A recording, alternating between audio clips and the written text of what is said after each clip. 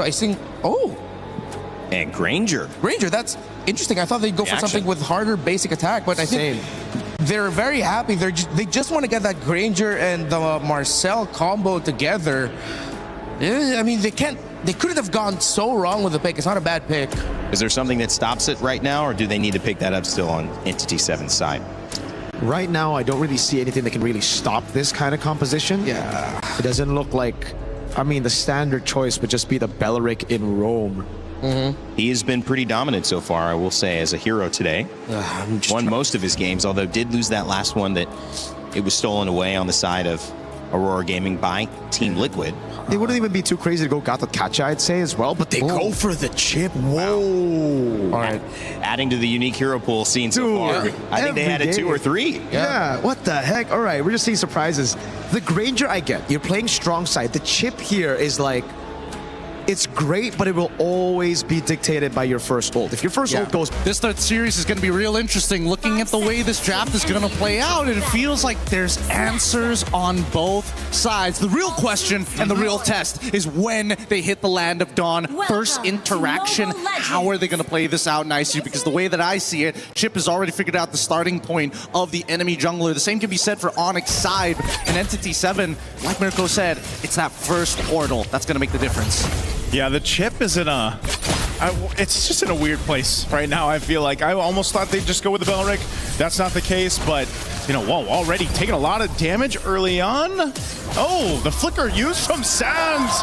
First blood already going to ONIC to start things off. Oh man, that was a mistake for sure. Again, they're just forgetting that Eudora, especially with Superconductor, has reduced Fork Lightning cooldowns, especially when it is empowered here by the same marked target. However, same problems are still going to last. At least Shin didn't lose too much in his lane, but the rest of them, right? Now they have the information. Kyrie is having the time of his life stealing away camps. Yeah, this is something that they can continue to do. Going back on the chip pick, we'll have to see if they can utilize this. The shortcuts, the portals, like you mentioned. Again, you don't see him picked up too often. It's him and usually the Luo Yi that can play that macro level kind of style of gameplay. And Chip, if utilized correctly, can do a whole lot here. But with a Marcel in this setup in the mid lane, that's what they're going to go for anyway. Sans, there's some revenge. Bagwin also able to get a kill now for himself. So, hey, good for Entity 7 to get things going. Really good. And more importantly, this is the fact that Heidenbush understands that, hey, despite not being level 4, it doesn't mean that I can't actually kill you in the lane if I catch you off guard. Especially since Sans very visibly used this flicker in the lane. Now, Kelra kind of out of the fight for now, but he wasn't going to participate in the upcoming turtle anyways. Yeah, this is one of the things, too. The Granger only picked a couple times so far, you know, and this is going to the hands of Kelra. Obviously, very comfortable on this hero, can make it work, but, you know, I think that's the main thing, too. You know, the decision between who gets the Sky Piercer, most likely, as the panel mentioned, Hirara here, you know, you got to protect still Kelra on the Granger. He's got the range to work with, and yeah, I kind of agreed, maybe a little bit stronger of an audio attacker here, where he's got to rely on the Rhapsody shots, but it's all about positioning, and we've seen it before from Kelra. First turtle up, though, that's already going to get started down. RWM drop down, Loot be gone, and now Akashi going to get shredded through here, so a bit of a trade. Turtle still up, Keyboy almost level 4, will have that golden hour available now. They can play around this Sans, going forward with a flicker. There's the damage we were looking for again, as Kyrie picks up a kill for himself. Great coordination from the mid trio here, great showing, and more importantly, they understand that Bagwin, he's about to get level 4, so there's no point risking it, even though Kyrie does have a level lead on to Heidenbush. At this stage of the game, right, we're thinking about lane advantages, and from top side, we're probably not going to see much go on. It's a sandbag on that side. Kelra, he's got to be really careful. As long as that flicker is down, if he pushes himself too far forward, if Doom gets a Xamon Force directly on top of him, he can kill him in that lane, so he's got to be careful for that. What I want to see from Entity 7 here is just playing around their strengths, which is really, you know, real-world manipulation. We've seen this so much with the Eve pickups. Kyrie sees, he's like, Heidenbush, I see you in that bush. I'm going to go for this anyway. A lot of damage coming through. Alley-ooping it over to Sans as he's able to cap off the kill. Get out of my jungle, says Kyrie. Yeah, the problem is that once you see the stun be thrown out, he has no way to kind of, you know, close the get out with any iframes at that point. Kelra now getting an early Sky Piercer is great. The question is whether or not he's going to be able to participate in the very first fight here. Because so far, Sans has kind of given the layup over to Kyrie. At some point, it's got to go over to Kelra. Yeah, eventually, but the strengths, man, and this is why the Eudora is so just a top priority pick right now. You're seeing it in action in the early game to be able to set things up in this manner and also kind of supplement a jungler like the Hirara in the hands of Kyrie is something that you can make work so well from the early game all the way to the late game. And now this turtle finally going to be started up here. It's been delayed pretty much out. They're going to go for another kill. Akashi once again shredded through. A golden hour is going to drop down. Now Kelra's a part of the fight. He wants to get the stacks he's looking for. Doom's got to defensively Zaman force out. There's another kill for ONIC. And they'll finally make their way for this turtle here. Shin's got no option but to back off. There is a push in the mid, though, at least for something for Entity 7. How much damage did he actually get onto that mid-tier 1? No, just the plating. The plating is good enough. That's still a little bit of money. He's going to lose a decent amount in his own jungle as Kelra decides, you know what? I ain't wasting no time whatsoever. Give me the gold on that top side before the shielding time's out.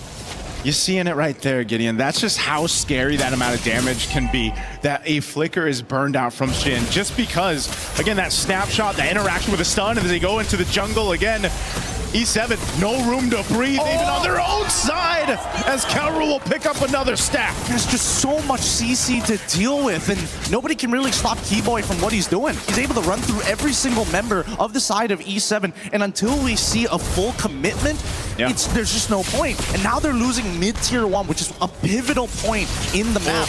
Golden hour, drop down, Kelra lining up the shots, and it's right lined up for Shin, and now in the mid lane, Daytona's welcome into the team. They landed on through. Luffy's gone, but E7 looking to fight back down, running it for Sans. He's gonna have to burn the flicker. The re-engage comes through. Snapshots are there. Oh, Bagwin 1 HP. He'll get back to base. Could have been way worse for Entity 7 there. Way worse, for sure.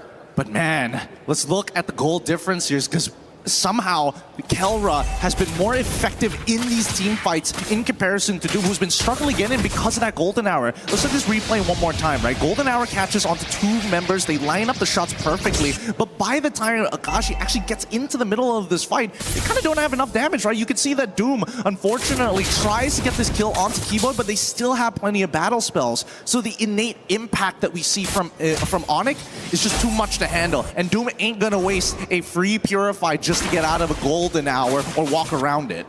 Yeah, for E7, they want to go ahead and start letting, you know, Doom scale up. This is what we see with Harith, right? Eventually, you're able to do a whole lot with that Zaman Force. They just really haven't been able to have that upper hand fight against, you know, this lineup that ONIC has. A big component to that, again, the golden hour. I'm surprised, you know, Marcel, we haven't seen him pop up as much, especially back, you know, wildcard and then even in MWI. And it's like, he's still so useful with that golden hour alone. But even Chip can do something similar. A little bit of stun here on Keyboy. This fight for this turtle, though, to see if anyone's actually able to secure it. Hidon Bush will just now pick up that Sky Piercer, though. I'm not sure if that's even going to get any value this time around. Considering what's about to happen, Hidon Bush gets caught out just like that. I mean, these interceptions, they can't... Wait, hold on. Oh, they're just going for it. Another stack for Kelra. Akashi could be next. Infernal Pursuit, but there's a double now for this Granger for Kelra. Stacks on stacks, and that's going to be a turret. And just another objective. That's a huge miscommunication for the side of Entity 7. ONIC now going to take full advantage of this. Is Kelra now leading the charge by himself with the rest of his team to say, you know what? We're going to take everything. What are you going to do? Chase us? Doom trying, but he's not going to catch up to Keyboy anytime soon. Yeah, you're not going to catch a Marcel like that, you know? So, yeah, I don't know. That was clearly a mistake, a misstep there for E7 to be on that side, to lose their jungler, but you know, the punishment also is just more turrets, more space. Even in that replay, it just happens so quickly, and then you get collapsed on. And if you line yourselves up like this for E7, you know, you're trying to keep things from getting too worse. It's just, ONIC does such a great job at giving those stacks over to Kelra too. They know that that's a big part of these team fights now. I mean, look at the health bars. They're just dropping as they try to get to the base. They try to get away, but Bagwin's down, and now Akashi gets blown up as well from the shots from Kelra. He didn't want to use his flicker either. Again, I feel like E7, they understand that their battle spells are like so key to their composition, but at the same time, they're not using it to save themselves. Now we have a 13-3 lead, a 5.7k lead at 8 minutes into the game, which is not, I'm not gonna lie, it's pretty devastating on top of the fact that Kelra is almost max stacks at this stage of the game on his Sky Piercer. Yeah. Keyboy and Sans both just doing an amazing job throughout this game too to set things up. Look at the difference here now in the mid lane. You're actually able to get Ludwig, Keyboy, and Sans. Do they want to fight this? I know they got Kelra there, but still, you don't want to get overzealous and get punished here. You got a 6,000 gold lead if you're ONIC. You want to keep that together for this Lord here in about 30.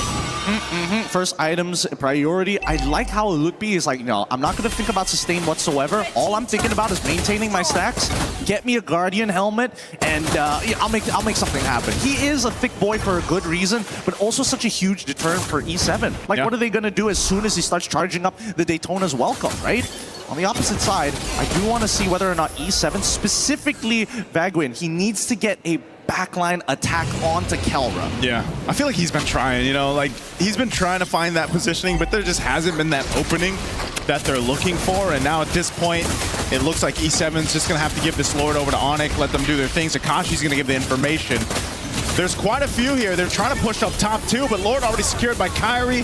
Vagwin gone. I mean, this is just not where you want to be. And now Daytona's welcome to keep Akashi in place. Line it up again for Kelra to get a double again. And E7, it's looking really dire here in game one. I think this game is almost over. ONIC is in a point where their snowball is a little too big. And they're purposely delaying hide on Bush. He will not be able to get with the rest of his team, and now his death timer is staggered. Yep. Already base turret's going to be worked on. Doom trying to drop it down with his Almond Force, but still just delaying possibly the inevitable here. Almost a 9,000 gold lead as Lord is going to approach this mid turret. The defense shield's still going to pop, but the Lord is still up, and now the pressure's here. 15 still, 4 hide on Bush to be up. They're going to drop it down once again. Ludwig, Daytona's welcome. Throw him into the wall. Kyrie, meanwhile, on the other side's working. Burns a flicker out. Akashi, no chance. And now looking to take out Doom as well. He's trying to avoid the shots from Kelra, but he can't avoid Kyrie. And they're looking for more. Finally, Kelra goes down, but Kyrie's here as well. It's a different KK connection. It's a maniac for Kyrie.